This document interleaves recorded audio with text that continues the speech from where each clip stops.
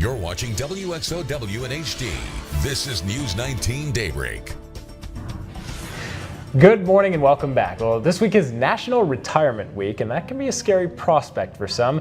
But hopefully we'll have some help this morning. Mike Kojonen joins us once again to sort through some of the frustrations and changing landscape, really, of retirement. Mike, thanks for joining us. Glad to be here.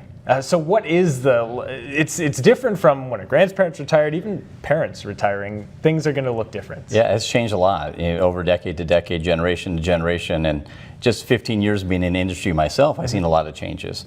I think one of the biggest changes we saw as of recently was back in 2008, the second half of the market bubble. We saw people lost about $2.4 trillion of their IRAs and 401ks. Wow. That can make a significant change, and that's one of several changes we've seen in retirement. So what are some of the ways that we can better prepare ourselves, your generation, my generation, for the future? Well, first of all, there's no more safety net. You know, my grandparents retired with a pension and Social Security, and companies have taken that risk from themselves for guaranteed pensions to the employees with a 401k plan. So all the risk goes on to the employees today. And so you have to make sure you have enough money for retirement. Are you saving enough? Are you watching your investments?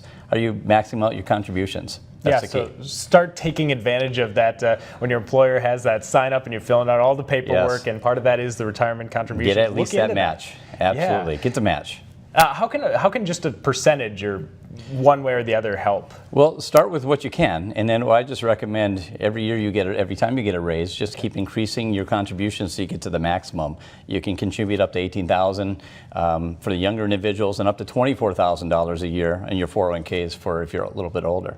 And this isn't something you want to check on a daily basis necessarily to see where you're at, but think of it more as a long term. Long term, yes. So you should be able to take some risk if you're younger individuals, and that's one thing that the younger individuals are not taking advantage of. The millennials and Generation Xers are investing more than what the baby boomers are, but they're not taking the risk on because they've seen that risk of the bubbles hit their parents and their grandparents. And of course, folks nowadays are going to be working longer, it sounds like, too. Yeah, we have to plan for an extra decade. Back 30 years ago, your retirement dollars would have to last 15 to 20 years. Now we're looking at 25 to 30 years.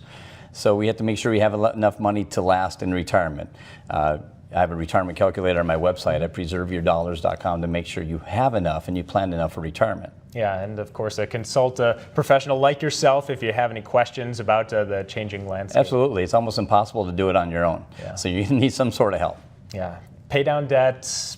Help spend wisely, as you always say when you join us. Yeah, credit card debt and debt in general is a killer of dreams, especially retirement dreams, because if you're paying interest all the time, how are you going to have enough money for your contributions in your IRAs and 401k? So get rid of that debt, live within a budget so you can max out those contributions for retirement. Smart money advice during National Retirement Week as always, Mike. We thank you for joining us. Glad to be here. We'll be right back.